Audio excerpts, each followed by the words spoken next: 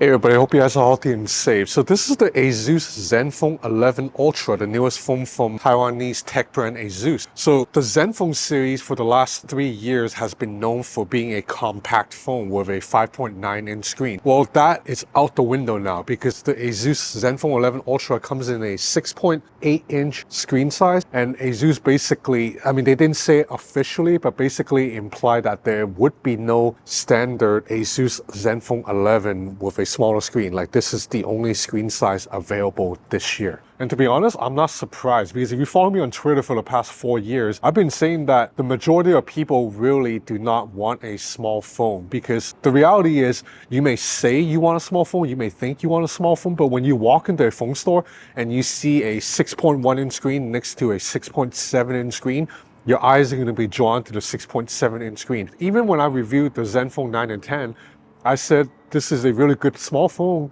but it's not for me because I like my phones bigger. And I think most people feel the same way. I mean, Apple released an iPhone mini for 2 years and then killed the line because nobody was buying it. And I think Asus has come to that conclusion too after internal research or sales data, whatever, because this guy, it's now a big phone. It is basically the same size as the iPhone 15 Pro Max. Now, what else makes this phone ultra other than the larger screen? You have an optical in-display fingerprint reader now. The previous Zenfones used a side-mounted fingerprint scanner, and also there's a zoom lens here now. The previous Zenfones also just had ultra-wide and main camera. Now there's 3 cameras here. Charging is also a little bit faster, maximum speed at 65 watt now compared to just 30 watt in the last 2 phones. So there are several areas that have improved, but at the same time, I think this phone has now lost a little bit of its character, because when I reviewed the Zenfone 10 just 9 months ago, I praised it for zigging where others were zagging, because it was completely different from everything else on the market. It was much smaller than everybody else. It had this sandstone backplate that felt unique. Now, this is just a pretty traditional glass back, and even the side-mounted button that previously you can swipe on is gone. Now, this is just a typical clicky power button. This is the most mainstream Zenfone yet. This is more in line with the Pixel 8 Pro or the Vivo X100 Pro out there.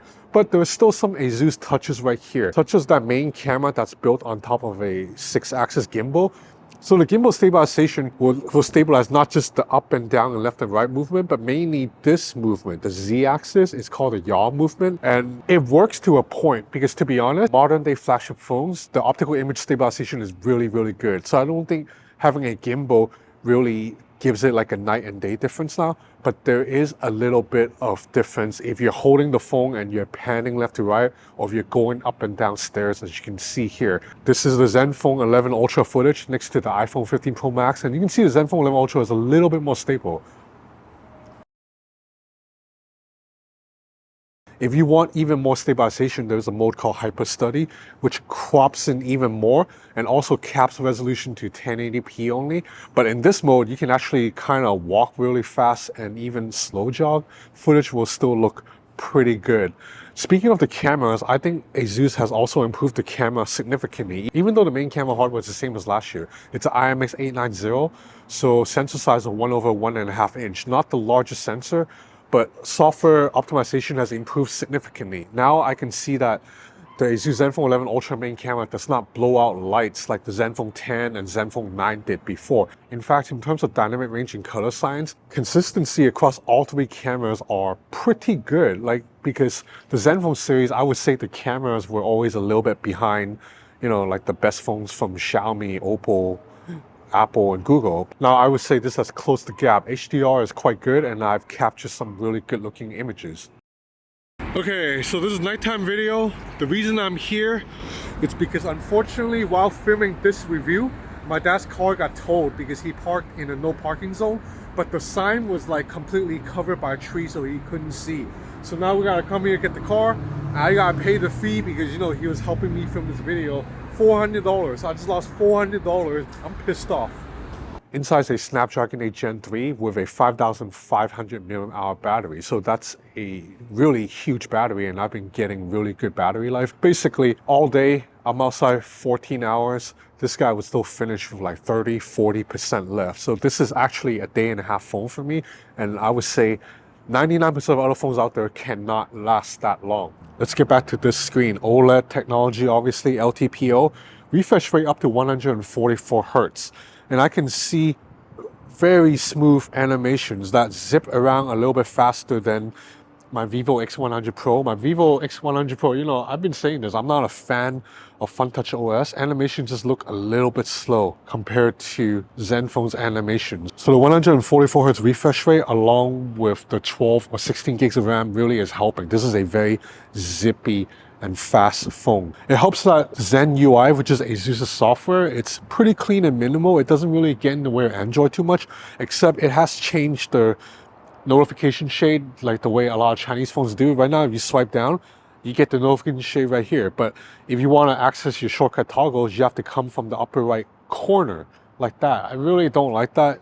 These two panes should be one, like how Android intended, but nonetheless, it is what it is. It is also a flat panel, so a lot of you guys may like that. This phone feels pretty comfortable in the hand. It's not too heavy. Obviously, in addition to the Zenfone, Asus also makes a gaming phone under the ROG banner. So you do have some of those gaming software features that are available here. Anytime you run a game and you swipe from the corner, you will bring up this little Game Genie menu that allows you to control things like you can turn off notifications, you can open an app in a floating window, and you can also speed up your resources. You can like allocate all your RAM to just the game basically. So even though this isn't a dedicated gaming phone, it's a pretty strong performer when it's running games because of the Snapdragon 8 Gen 3 and a lot of RAM. And also you have a 5,500 mAh battery, so you can game longer. And also if you notice down here, the USB-C port is also off-center.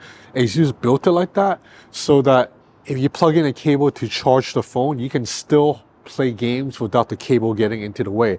And yes, you are not seeing things. There is a 3.5mm headphone jack right here. So ultimately, even though this is no longer a compact phone, the Zenfone 11 Ultra still carries some of that Zenfone DNA that some people like, such as a very clean and minimal software and Game Genie, which helps improve your gaming experience. You also have front-facing stereo speakers that get quite loud too. You also have front-facing stereo speakers that gets quite loud too.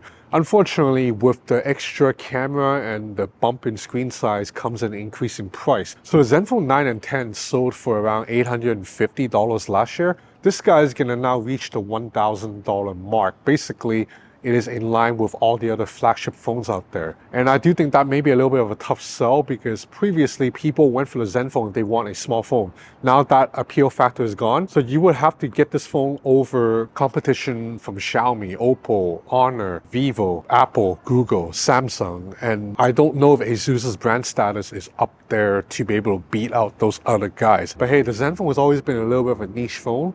And I think the 11 Ultra is going to keep going that route, even though Asus has clearly made this a little bit more of a mainstream device.